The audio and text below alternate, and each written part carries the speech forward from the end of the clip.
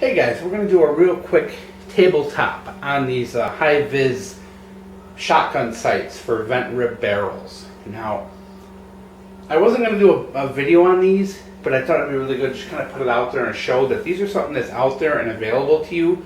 And I'm actually running one of these on my Winchester 1300 and absolutely love it. Now this one here came as a 2-pack, which is really cool because you get 2 of them. And it's like $14.99, I think the price was.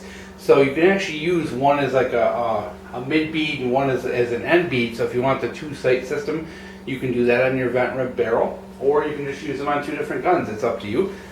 They are magnetically held in place by these magnets on the bottom, which are very strong magnets, and then it has the kind of little guide rod here that is tapered.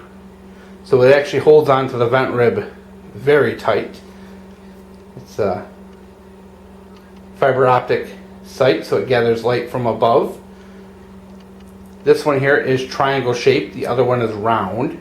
Of course, they both have 2 colors on each side. These things are pretty extraordinarily bright in the daytime. When you get these out in the sun, they are very bright and very useful on your shotgun. I definitely have to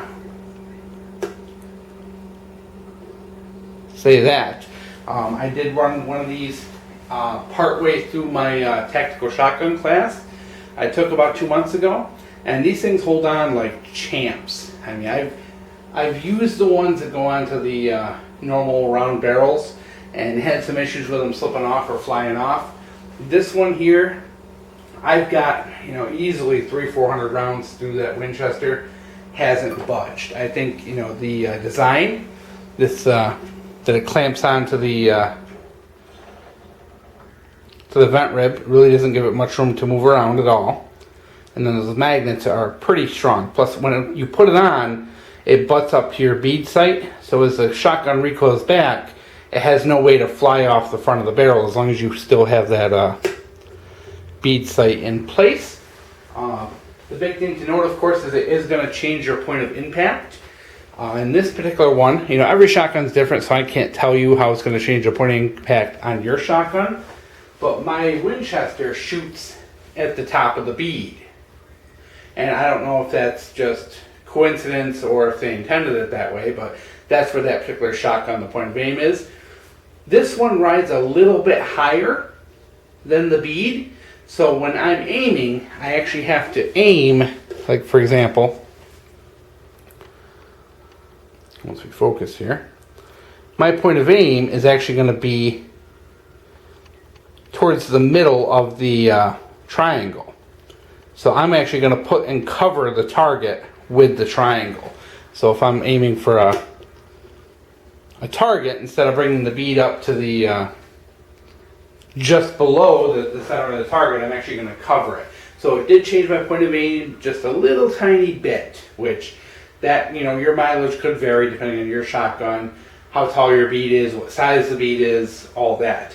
I believe the Winchester has a really tiny bead on it, which is probably what makes that effect on this one. But I think I threw one on the Mossberg 500 for an evening one time, and I feel like that didn't do too awful much for the point of aim, but I can't remember. I've had these things for probably 6 or 8 months now. I feel like I got them in the spring, and I've used them quite a few times. And the cool thing is they're not permanent. You can pop them off, and I've yet to have one go flying off, which is great because I kind of worried about that. But they really snug down hard onto that vent rib. These are really awesome. If you have cut down a vent rib barrel, I know it's a really good, inexpensive way to make a tactical shotgun is to buy a cheap, beat up, used, like 28-inch barrel and just cut it down. And a lot of people, because the vent ribs are soldered on, it can be a real pain in the butt getting that vent rib off. And the big thing is, once you cut it, you don't have a sight. So this is a good solution. If you do have a shotgun you've cut down, you can slap one of these on the vent rib and you are good to go. The only thing though is if you don't have a bead sight in the front, you may want to drill and tap that vent rib and put a bead in there, or you may even want to put a little piece of like JB Weld on the vent rib just to keep it from flying off the front. Because that's your only weakness is going to be, is that shotgun recoils backwards. This thing's going to be tempted to stay put. But as long as you do have something there, a little JB Weld, maybe even just a drop of epoxy or something like that in front of it to keep it from sliding forward, you'll be all good. Like I said, not so much a review on these things, but just more of a, hey, these things exist kind of video. Because they are kind of cool, they're inexpensive. You get 2 of them for $15, so they're really only $7. And, you know, at that price, you know, if you lose them, you break them, no big deal.